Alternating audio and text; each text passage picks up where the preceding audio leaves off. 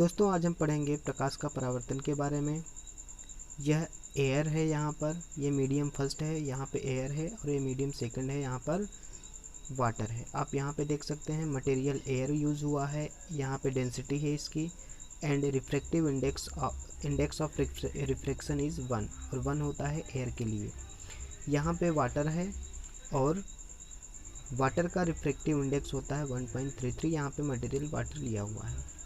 अब हम लाइट रे को ऑन कर देते हैं तो आप देखेंगे लाइट रे यहाँ पे इंटर करती है और ये यहाँ से जा रही है वापस।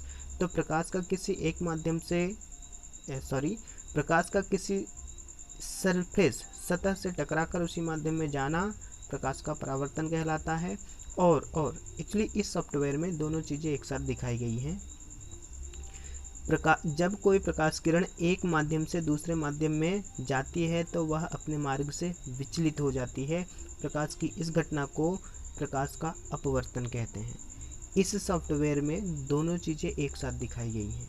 देखो ये लाइट आ रही है, इसका कुछ पार्ट रिफ्लेक्ट होके वापस जा रहा है और इसका कुछ पार्ट रिफ्रैक्ट मतलब कुछ भाग परावर्तन होके वापस जा रहा है और कुछ भाग अपवर्तन होके नीचे जा रहा है। ठीक है, आप ध्यान से देखिए ये बेंड हुआ है, इसको मैं और ज़्यादा डेंसिटी कर देता हूँ तो बेंड ज़्यादा दिखे। ये देखिए बेसिकली होता क्या है, जब रिफ्रैक्शन मतलब परावर्तन और अपवर्तन होता है तो 100% न तो परावर्तन होता है न तो 100% अपवर्तन होता है। तो कुछ पार्ट अगर परावर्तन हो रहा है, अगर परावर्तन की घटना करें तो कुछ पार्ट परावर्तन में जाता है और कुछ पार्ट अपवर्तन में जाता है। इसलिए इस सॉफ्टवेयर में दोनों चीज़ें एक साथ दिखाई गई हैं। एक स्पेशल केस होता है जिसमें 100% परावर्तन होता है, उसको हम बाद में पढ़ेंगे, पूर्ण आंतरिक परावर्तन या टोटल इंटरनल रिफ्लेक्शन। फिलहाल में अपन देखते हैं अपवर्तन और परावर्तन। यहाँ पे एंगल्स डिनोट कर देता हूँ मैं। Angle i is equal to 45 degree दिया हुआ है और angle r is equal to 45 degree. अगर मैं एंगल आई को बढ़ाता हूँ तो एंगल आर भी बढ़ रहा है। आप सिर्फ यहाँ पे कंसंट्रेट करें एंगल आई और एंगल आर, इसमें हम अभी थोड़ी देर से चर्चा करते हैं। तो एंगल आई की वैल्यू अगर मैं बढ़ाता हूँ तो एंगल आर की वैल्यू भी बढ़ रही है, या एंगल आई की वैल्यू घटाता हूँ तो एंगल आर की वैल्यू भी घट रही है। अगर एंगल आई की वैल्यू 0 कर दूंगा तो एंगल आर की वैल्यू भी 0 हो गई। ठीक, प्रकाश का परावर्तन का पहला नियम भी यही है कि आपतन कोण का मान परावर्तन कोण के मान के बराबर होता है। तो यहाँ से हमने सीखा कि प्रकाश का परावर्तन क्या होता है। अच्छा एक बात और, प्रकाश के परावर्तन में मीडियम का कोई रोल नहीं है, कोई खास रोल नहीं है। आप देखिए मैं मीडियम कम या ज़्यादा कर दूँ, परावर्तन कोण 51 डिग्री मतलब 51 डिग्री। ठीक है, ये वाली लाइन पे ध्यान नहीं देना है, हम इसकी बात बाद में करेंगे।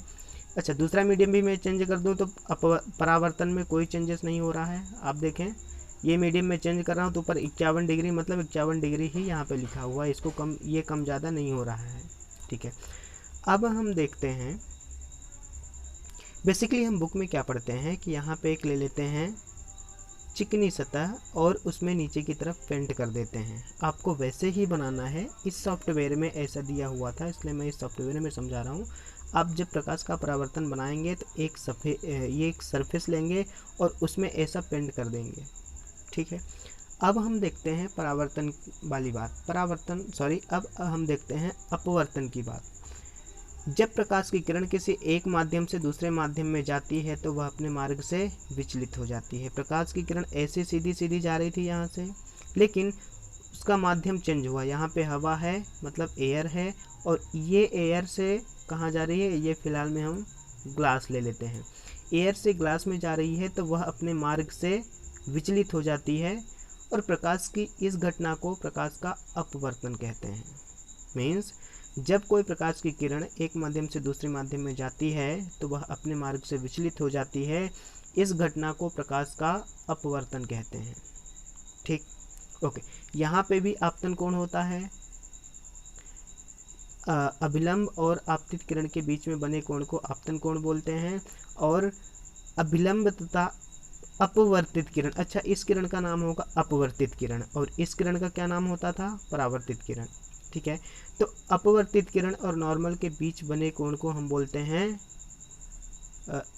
एंगल ऑफ रिफ्रैक्शन या अपवर्तन कोण, ठीक है। आई का मान बढ़ेगा तो आर का मान भी बढ़ेगा, लेकिन ध्यान दें यहाँ पे आई इजकल टू आर बिल्कुल नहीं होता। यहाँ पे sine i upon sine r चलता है, sine i upon sine r is equal to constant, और ये स्नेल्स का लॉ कहलाता है। अपन पढ़ेंगे जब कभी अपन बोर्ड पे पढ़ेंगे तो, अभी तो आप इसको देखें, ध्यान से ऑब्जर्व करें। एक बात और, जैसे मान लीजिए कि कोई प्रकाश की किरण यहाँ आ रही है और ऐसे डिफ्लेक्ट होकर चली जा रही है, मतलब अपने मार्ग से विचलित होकर चली जा रही है।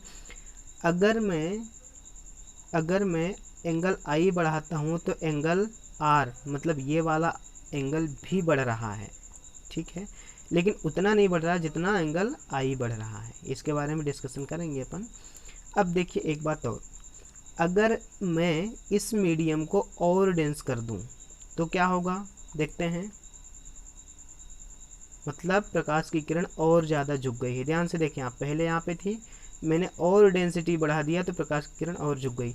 अगर डेंसिटी कम कर दूं, मतलब ग्लास से मैं यहाँ पे वाटर ले लूँ तो वह कम बेंड होगी, अगर और कम लूँ तो और कम बेंड होगी। अगर एयर दोनों में ले लिया, ऊपर भी एयर था नीचे भी एयर हुआ, तो देखो अपवर्तन की घटना बिल्कुल नहीं होगी, ना तो परावर्तन की घटना होगी। ये सीधे के सीधे रेस चली जाएगी, कोई यहाँ पे कोई दिक्कत नहीं है, सीधे सीधे चली जा रही है। अब देखो, मैंने ये कंडीशन तो लेके रखा था। अब अगर मैं इस मीडियम को चेंज कर दूं, यहाँ पे वाटर भर दूं, ये वाटर वाला मीडियम ले लूं और यहाँ पे एयर कर दूं, तब क्या फ़र्क पड़ेगा। अब देखें यहाँ पे, मीन्स ये रेयरर मीडियम हो जाएगा और डेंसर मीडियम हो जाएगा, तब क्या होगा देखते हैं। ठीक, यहाँ पे आप ध्यान दें, इसको और रेयरर कर देता हूँ, एयर। देखिए इस बात को ध्यान न दें अभी यहाँ पे, जब कोई प्रकाश की किरण अपने मार्ग से विचलित तो होती है अपवर्तन में, उसमें दो केस आते हैं। एक तो अभिलंब की ओर झुकती है और दूसरा केस होता है अभिलंब से दूर हटती है। तो जब पहले वाले केस अपन देख लेते हैं, उसमें डिस्कशन करने में थोड़ा सा कमी रह गई थी, ठीक है। जब प्रकाश की किरण सघन माध्यम से विरल माध्यम में जाती है तो वह अभिलंब की ओर झुक जाती है। और दूसरा स्टेटमेंट बोलता हूँ, जब प्रकाश की किरण विरल माध्यम से सघन माध्यम में जाती है, विरल माध्यम से सघन माध्यम में जाती है, तो वह अभिलंब से दूर हट जाती है, अभिलंब से दूर हट जाती है। ठीक, तो आप समझ गए होंगे कि कब प्रकाश की किरण अभिलंब की ओर झुकती है और कब अभिलंब से दूर हटती है। ठीक, अब हम बात करेंगे कि अगर इसी एंगल आई को और इंक्रीज करते जाए तो क्या होगा।